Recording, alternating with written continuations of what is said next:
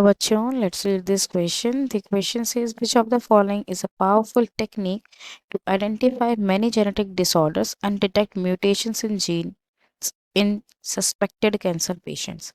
हमें बताना है यहाँ जो चार टेक्निक्स दे रखी हैं उनमें से ऐसी कौन सी पावरफुल टेक्निक है जिसको आप यूज़ कर सकते हो किसी भी तरह के जेनेटिक डिसऑर्डर को पहचानने के लिए, या अगर किसी जीन में म्यूटेशन हो गए तो उसको डिटेक्ट करने में, specially in suspected cancer patients. तो यहाँ हम देखते हैं इस क्वेश्चन को सॉल्व करने के लिए जो हमारा की कंसेप्ट यहाँ यूज होगा, that would be techniques for early diagnosis. Early diagnosis, देखो पहले क्या होता था, पहले के टाइम में सिर्फ और सिर्फ जो ब्लड टेस्ट है, सीरम टेस्ट है, वही किया जाता था। बट ये जो टेस्ट है ये तभी रिजल्ट देते थे जब कुछ टाइम हो जाता था डिजीज को हुए हुए, क्योंकि डिजीज के होने के बाद जो भी वहां पर कोई भी तरह का सिम्टम है, पैथोजन जो भी प्रोड्यूस कर रहा है, उस सिम्टम को बढ़ने में जो है टाइम लगता था। तो इसीलिए जो हमारे ट्रेडिशनल या ओल्ड मेथड थे, जैसे कि जो सीरम एनालिसिस है, यूरिन एनालिसिस है, वो ऐसे डायग्नोसिस टेक्निक्स है जिसका रिजल्ट हमें तब मिलता है जब जो डिजीज है वो ऑलरेडी काफ़ी ज़्यादा बढ़ चुकी हो। तो आज के टाइम में हम ऐसी टेक्निक्स की बात करते हैं जो हमारे इस अर्ली डायग्नोसिस में हेल्प करती है किसी भी डिजीज़ के। देखो अर्ली डायग्नोसिस के लिए जो टेक्निक्स यूज हो सकती हैं वो होती है एलाइसा होती है ना, पीसीआर होता है, वैसे ही प्रोब भी होते हैं, ठीक है, और भी होते हैं, पर हम यही डिस्कस करते हैं तीन, और फिर देखेंगे इस क्वेश्चन का करेक्ट ऑप्शन क्या होगा। देखो जब हम एलाइसा की बात करें तो एलाइसा बेसिकली एक ऐसी टेक्निक है which is based on the principle of antigen antibody interaction. यहाँ पे हम एंटीजन और एंटीबॉडीज जो होती है उनके बीच में इंटरेक्शन को चेक करते हैं और फिर हम पता लगाते हैं कि उस पर्सन को वो पर्टिकुलर डिजीज है या नहीं है। अब पीसीआर में क्या होता है, पीसीआर बेसिकली एक ऐसी टेक्निक है जिसमें अगर बहुत ही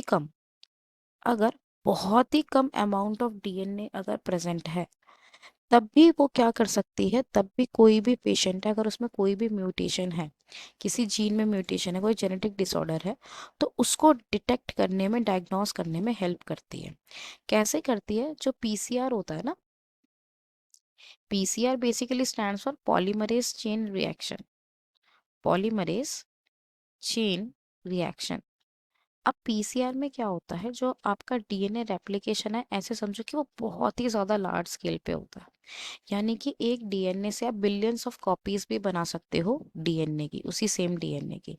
तो अगर आपके किसी डीएनए के छोटे से सेगमेंट में भी कोई चेंजेस आए, कोई भी जेनेटिक डिसऑर्डर है, तो वो उसको इतना ज़्यादा एम्पलीफाई कर देता है पीसीआर कि उसके डायग्नोसिस के जो चांसेस है वो और भी ज़्यादा बढ़ जाते हैं, जिसकी वजह से जो पीसीआर है वो ऐसी कंडीशंस में जो है वो यूज़ किया जाता है जहाँ पे आपके किसी भी जीन में म्यूटेशन आ गई हो, ठीक है, किसी भी तरह का जो है जेनेटिक डिसऑर्डर हो गया हो। इनफैक्ट जो आपका कैंसर सस्पेक्टेड पेशेंट्स होते हैं ना, उनमें भी पीसीआर जो है वो करवाया जाता है due to its amplification quality. ठीक है, क्लियर हो गई बात, सस्पेक्टेड कैंसर पेशेंट्स में भी करवाया जाता है।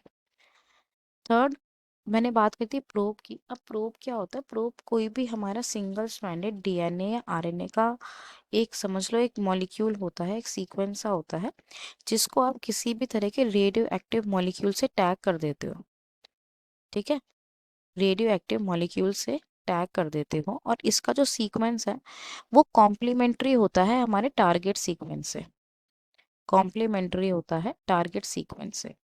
तो रेडियो एक्टिविटी शो होगी या नहीं होगी, उसके बेसिस पे जो है डायग्नोसिस किया जाता है कि वो जो पर्सन है weather he is suffering from a particular disease और नॉट। तो ये जो प्रोब है ये भी जो है डायग्नोसिस में हेल्प कर सकता है, ठीक है, इसके पास भी एबिलिटी होती है कि कहीं ना कहीं ये भी अर्ली डायग्नोसिस के लिए इंपॉर्टेंट रोल प्ले करता है। तो आइए देखते हैं इस क्वेश्चन का हमारे पास करेक्ट आंसर क्या होगा। देखो यहाँ पर जो बात की गई वो सस्पेक्टेड कैंसर पेशेंट्स के रिगार्डिंग बतानी है, जिसका मैंने बताया कि पीसीआर होगा, ठीक है। तो देखते हैं पीसीआर कौन सा ऑप्शन है। फर्स्ट में वो एलाइसा कह रहा है, नहीं ये नहीं होगा, पीसीआर यस, सेकंड ऑप्शन हमारा करेक्ट हो गया। रिकॉम्बिनेंट डीएनए टेक्नोलॉजी नहीं, मोनोक्लोनल एंटीबॉडीज नहीं। तो इस क्वेश्चन का जो हमारे पास करेक्ट आंसर आ जाता है that is option B, PCR, polymerase chain reaction. I hope you understood it well. Best of luck.